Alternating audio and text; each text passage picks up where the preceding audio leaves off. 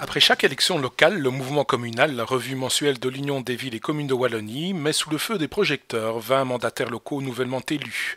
À Comines-Warneton, ville à facilité linguistique de la province du Hainaut, Alice Lewerg vient d'enfiler l'écharpe mayorale, un fameux challenge pour la jeune femme de 28 ans, car cela faisait en effet 66 ans que le CDH y était au pouvoir. Son groupe, nommé Ensemble, s'est allié au parti écolo et à MCI pour rejeter Action dans l'opposition.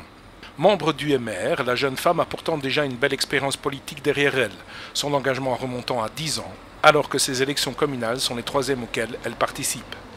Diplômée en sciences politiques et forte d'une expérience dans l'humanitaire à l'étranger, elle est à la fois la plus jeune et l'une des deux seules femmes bourgmestres de Wallonie-Picarde, un cumul qui n'effraie pas celle qui symbolise le renouveau politique enclenché à l'ouest de la région.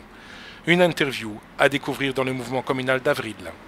Je pense que le niveau communal est probablement un des niveaux les plus importants pour permettre cette ouverture démocratique que nous on souhaite pour notre ville. Je pense que c'est la force du pouvoir local, c'est la force des municipalistes d'être aussi proches des citoyens. Le sens collectif permet aux politiques de prendre conscience de certains problèmes de société. Et je pense que si on veut structurellement changer la société, changer certaines choses, il faut passer par la case du politique, on ne peut pas faire autrement. Et d'un autre côté, une aide structurelle demande des mesures politiques. On peut donner de son temps aux gens, mais s'il n'y a pas derrière des mesures structurelles pour aider les populations en difficulté, on arrive finalement à pas grand-chose sur le long terme. Je comprends cette méfiance de la part des personnes, de la part des citoyens. Je pense dans un premier temps qu'il y a une grande méconnaissance du système politique, encore plus à Comines-Warneton avec le statut spécial qui rend cette compréhension encore plus difficile puisqu'on trouve une opposition qui pourtant est quand même aux manettes et qui a quand même des attributions au sein du collège échevinal, donc c'est quelque chose d'assez complexe à comprendre.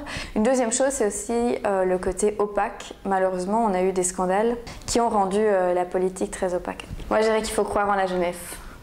Croire en la jeunesse et surtout faire confiance aux jeunes. Là où on ne nous attendait pas, on nous trouve et on est une portion de la population avec laquelle il faudra compter. Et si on veut maintenir les jeunes dans toutes les villes, même les plus petites villes, il faut absolument donner confiance à la jeunesse. Je pense que ce sont aussi énormément de jeunes qui croient en l'écologie. Je pense en effet que le vert, l'écologie n'est plus l'apanage du seul parti écolo.